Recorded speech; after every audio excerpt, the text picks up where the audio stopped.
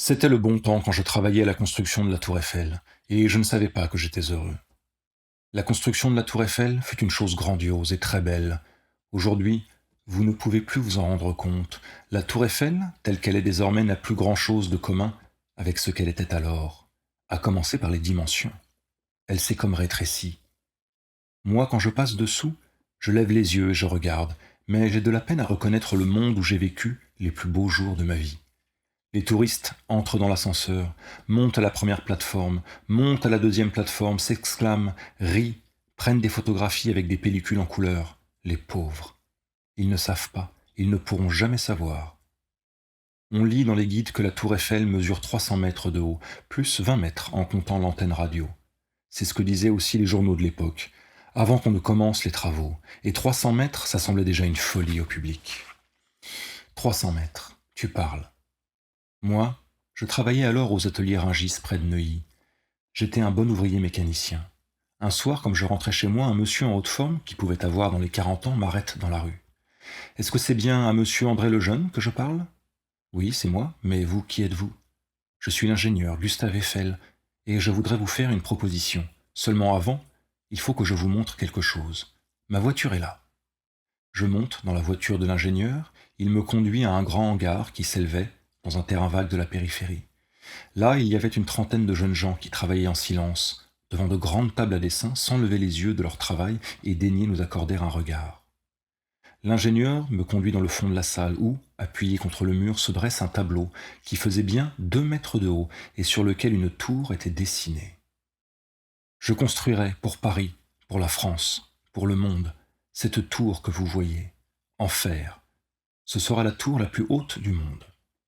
Haute de combien? Demandai-je.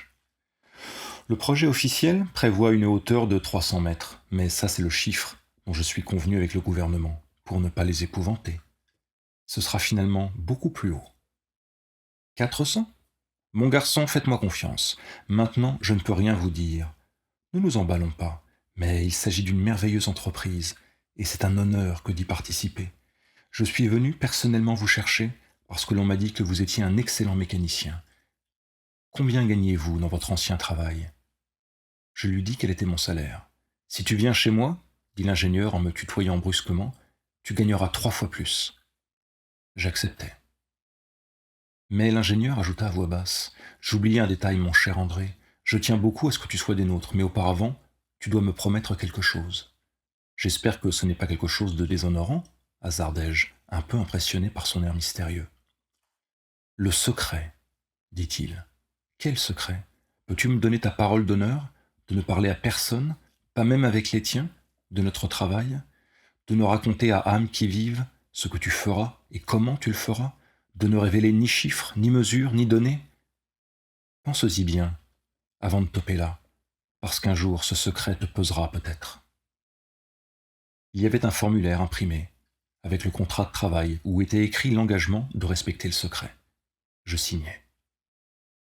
Le chantier comptait des centaines d'ouvriers, peut-être des milliers. Non seulement je ne les connus jamais tous, mais je ne les vis même pas tous, car on travaillait par équipe, sans solution de continuité, et il y avait 3 jours par 24 heures. Une fois terminées les fondations de ciment, nous commençâmes, nous autres mécaniciens, à monter les poutres d'acier. Entre nous, dès le début, nous nous parlions peu, peut-être à cause du serment prêté, mais à quelques bribes de phrases, saisies par-ci, par-là, je compris que mes camarades n'avaient accepté l'engagement qu'en raison du salaire exceptionnel. Personne, pour ainsi dire, ne croyait que la tour serait jamais terminée. Ils pensaient que c'était une folie, au-dessus des forces humaines. Les 4 gigantesques pieds, une fois solidement rivés en terre, la charpente de fer s'éleva pourtant à vue d'œil. Au-delà de l'enclos, autour du vaste chantier, la foule stationnait jour et nuit pour nous contempler, tandis que nous joutions, là-haut, minuscules insectes suspendus à notre toile d'araignée. Les jarches du piédestal furent fortement soudées.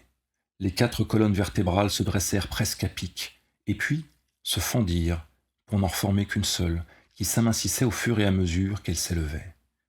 Le 8e mois, on arriva à la côte 100, et un banquet fut offert à tout le personnel dans une auberge des bords de la Seine. Je n'entendais plus de paroles de découragement. Un étrange enthousiasme, au contraire, s'était emparé des ouvriers, des chefs d'équipe, des techniciens, des ingénieurs, comme si on avait été à la veille d'un événement extraordinaire. Un matin, c'était les premiers jours d'octobre, nous nous trouvâmes plongés dans le brouillard. On pensa qu'une couche de nuages bas stagnait sur Paris, mais ce n'était pas ça. Tout autour, l'air était serein. « Hé, vise un peu ce tube-là », me dit Claude Galumet, le plus petit et le plus débrouillard de mon équipe, qui était devenu mon ami. D'un gros tube de caoutchouc fixé à la charpente de fer sortait de la fumée blanchâtre. Il y en avait 4, un à chaque coin de la tour. Il en sortait une fumée dense qui, peu à peu, formait un nuage qui ne montait ni descendait. Et sous ce grand parasol d'ouate, nous continuions à travailler. Et pourquoi? À cause du secret? Un autre banquet nous fut offert par les constructeurs quand on arriva à la côte 200. Et même les journaux en parlèrent. Mais autour du chantier, la foule ne stationnait plus. Ce ridicule chapeau de brouillard nous cachait complètement leurs regards. Et les journaux louaient l'artifice. Cette condensation de vapeur, expliquait-il, empêchait les ouvriers, travaillant sur les structures aériennes, de remarquer l'abîme qui était en dessous d'eux. Et cela leur évitait d'avoir le vertige.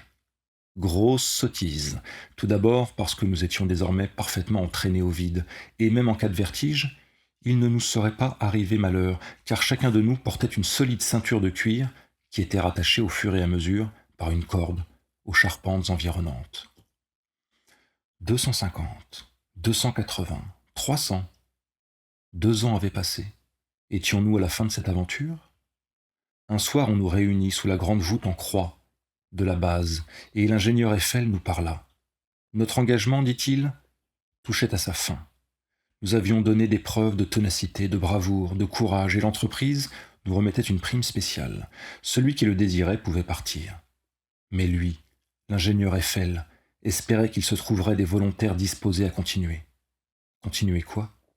L'ingénieur ne pouvait pas nous l'expliquer. Qu'on lui fasse seulement confiance. Cela en valait la peine. Comme beaucoup d'autres, je restais. Et ce fut une sorte de folle conjuration qu'aucun étranger ne soupçonna, parce que chacun de nous resta plus que jamais fidèle au secret. Et c'est ainsi qu'à la côte 300, au lieu d'ébaucher la charpente de la coupole terminale, on dressa de nouvelles poutres d'acier, les unes au-dessus des autres, en direction du zénith. Barre sur barre, fer sur fer, poutrelle sur poutrelle, et des boulons, et des coups de marteau. Le nuage tout entier en résonnait comme une caisse harmonique.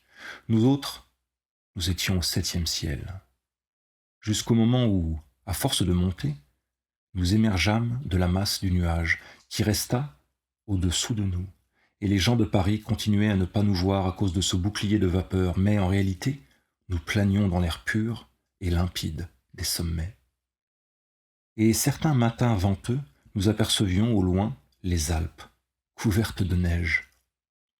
Nous étions désormais si haut que la montée et la descente des ouvriers finissaient par prendre plus de la moitié de l'horaire de travail. Les ascenseurs n'existaient pas encore. De jour en jour, le temps de travail effectif s'amoindrissait. Le moment allait venir où, à peine arrivé au sommet, il nous faudrait entreprendre la descente, et la tour cesserait de croître, même d'un seul mètre. Il fut alors décidé qu'on installerait là-haut, entre les travées de fer, de petites baraques, pour nous, comme des nids qu'on ne verrait pas de la ville, parce qu'elles seraient cachées par le nuage de brouillard artificiel. Nous y dormions, nous y mangions, et le soir, nous jouions aux cartes, quand nous n'en tenions pas les grands cœurs des illusions et des victoires. Nous descendions à la ville par roulement et seulement les jours de fête. C'est alors que nous commençâmes à soupçonner la merveilleuse vérité et à comprendre lentement la raison du secret. Nous ne nous sentions plus des ouvriers mécaniciens, mais bel et bien des pionniers, des explorateurs. Nous étions des héros, des saints. Peu à peu, nous prenions conscience que la construction de la tour Eiffel ne serait jamais terminée. Maintenant, nous nous expliquions pourquoi l'ingénieur avait exigé ce piédestal démesuré, ces 4 pattes de fer cyclopéennes qui semblaient absolument disproportionnées.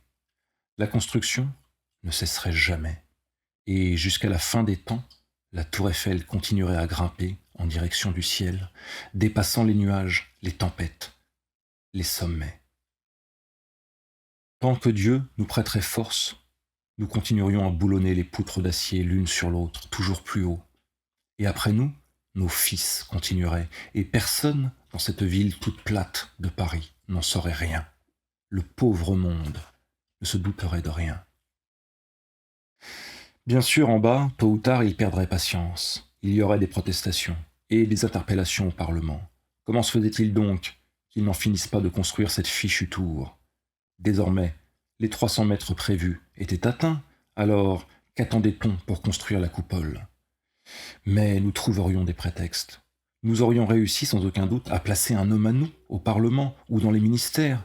Nous parviendrions à mettre l'affaire en sommeil, les gens se résigneraient, et nous autres, toujours plus haut dans le ciel, exil sublime. En bas, au-dessous du nuage blanc, un bruit de fusillade retentit. Nous descendîmes, un bon bout de chemin. Nous traversâmes le nuage. Nous nous penchâmes à la limite inférieure de la brume, regardant à la longue vue vers le chantier, les forces de police, les gendarmes, les gardes républicains s'avançant. Il y avait là des escadrons, des bataillons, des armées, que le diable les emporte et les dévore. Ils nous envoyèrent un messager parlementaire. Rendez-vous et descendez immédiatement. Oh, les fils de chiens. Ultimatum de 6 heures, après quoi, ils ouvriraient le feu avec des fusils, des mitrailleuses, des canons légers. Ce sera assez bon pour vous, espèce de bâtard. Un Judas sordide nous avait donc trahis. Le fils de l'ingénieur Eiffel, parce que l'aïeul était déjà mort et enterré depuis longtemps, était pâle comme un linge. Comment pouvions-nous combattre? Pensant à nos chères familles, nous nous rendîmes. Ils défirent le poème que nous avions élevé au ciel. Ils amputèrent la flèche à 300 mètres de hauteur. Ils y plantèrent sous notre nez cette espèce de chapeau informe que vous voyez encore aujourd'hui, absolument minable. Le nuage qui nous cachait n'existe plus. Ils firent même un procès aux assises de la Seine à cause de ce nuage. La tour avortée a été toute vernie en gris. Il en pend de longs drapeaux qui flottent au soleil aujourd'hui. C'est le jour de l'inauguration. Le président arrive en redingote et chapeau haute forme dans la calèche impériale tirée par 4 chevaux. Comme des baïonnettes, les sonneries de fanfares jaillissent à la lumière. Les tribunes d'honneur sont fleuries de dames en grand tralala. Le président passe en revue le détachement des cuirassiers.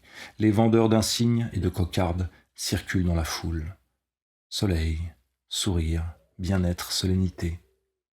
De l'autre côté de l'enceinte, perdus dans la foule, nous autres, les vieux ouvriers fatigués de la tour, nous regardons l'un l'autre, et des larmes coulent dans nos barbes grises. Ah, jeunesse!